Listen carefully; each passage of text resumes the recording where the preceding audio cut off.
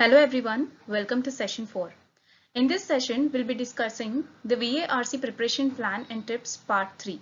We'll be looking at the tips and preparation methods, especially for VA.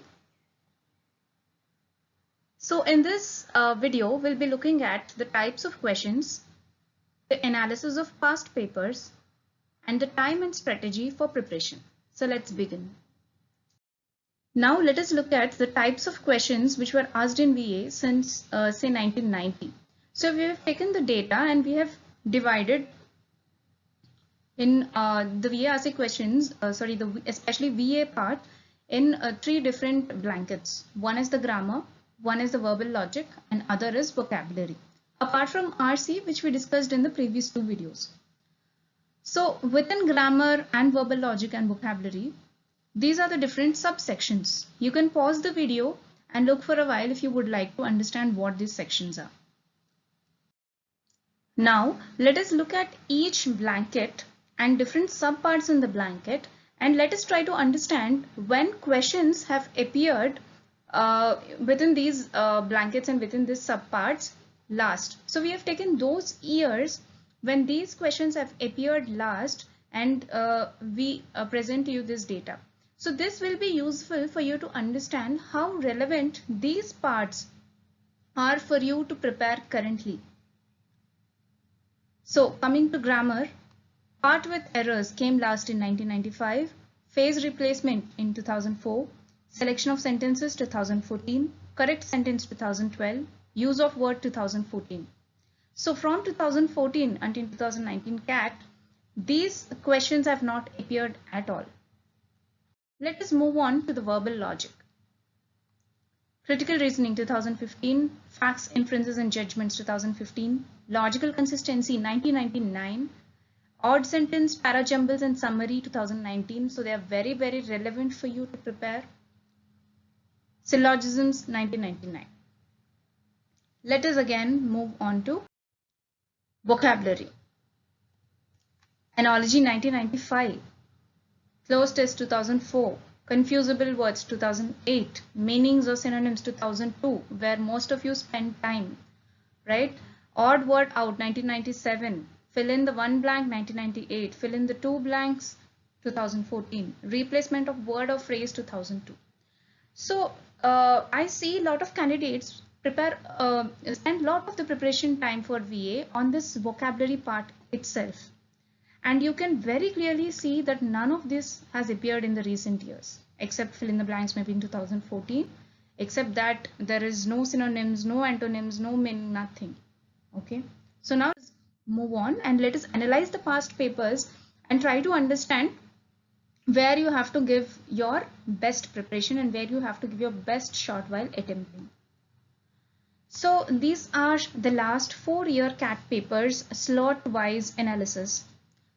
So you can very clearly see that in 2016, slot 1 and slot 2, all are theta questions. All VA questions are theta questions. And from 2017 onwards, there's a mix of MCQ and theta. But here is some interesting fact. Easy and moderate together account for at least 70% in the past 4 years. So if you at least target this easy and moderate section, with which forms 70% of the VA 10 questions, you are most likely to get this 70%. So these are very easy in comparison to those quant questions where you have to solve and give the number as far as theta are concerned. Also, okay, so now there are 7 questions, say you even attempt with 80 to 85% accuracy. Even if 5 to 6 questions are correct, that shoots up your score. And there are maximum 2 or 3 MCQs with negative marks.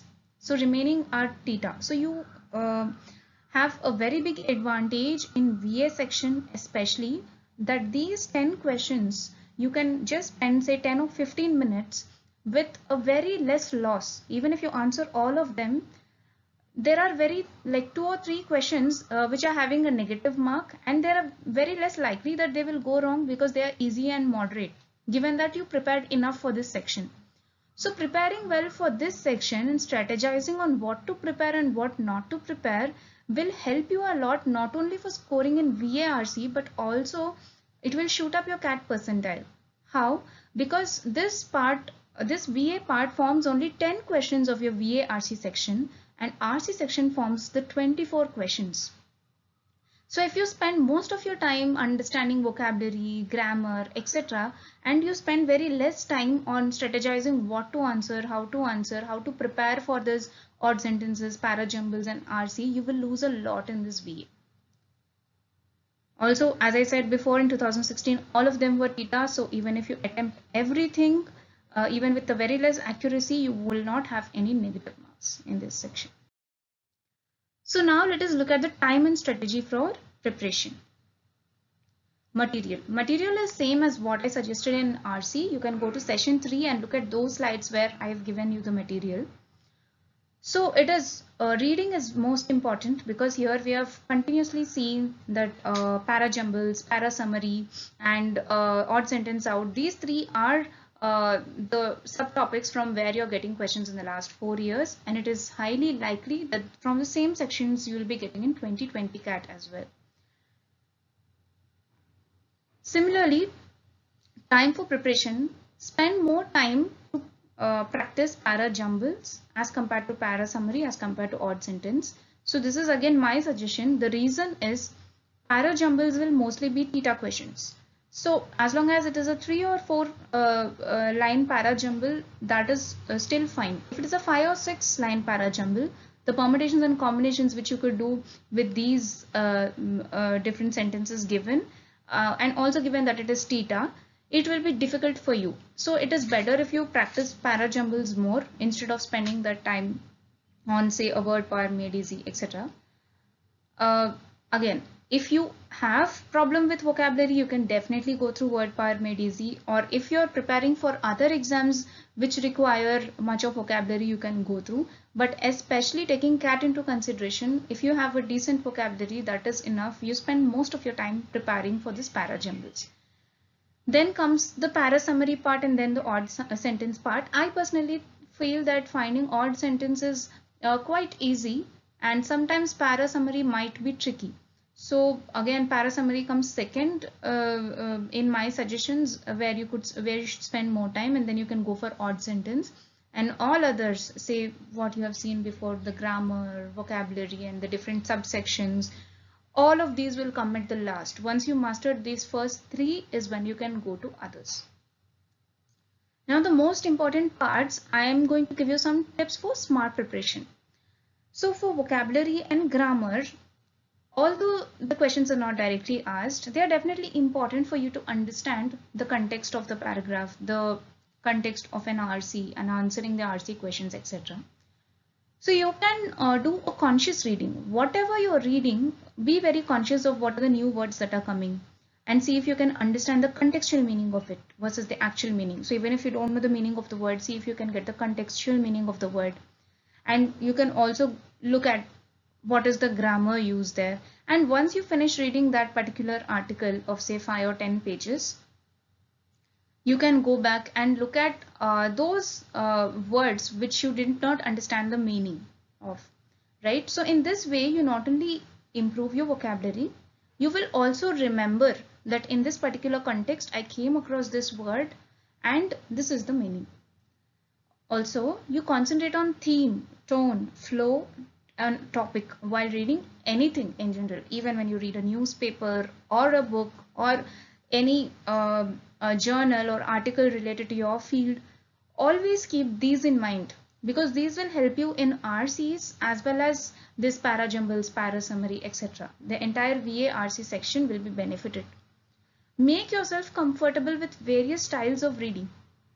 So it is okay initially to read books of the authors whom you like, or the style of books. Say if you like fiction, it's not that you will stop reading non-fiction completely. To start with, you can read fiction maybe, and then after maybe a month or 1.5 months, you slowly move to those areas where you're uncomfortable and start reading them as well.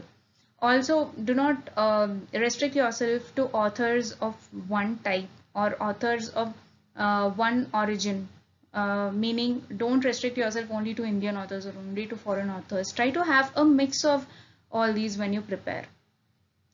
Avoid bringing in ideas from your wisdom when you're trying to answer again.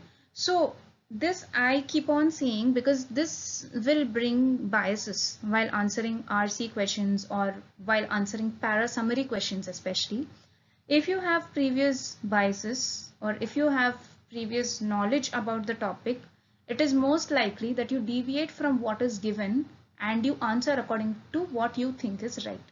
Always remember whatever is given in that particular paragraph, that particular lines is the final truth so far as the exam is concerned, so far as the answer is concerned. So avoid bringing in the ideas from your wisdom, especially while answering the questions of VARC section. So this is from my end, and in upcoming videos we will be discussing the preparation strategy for DI and LR.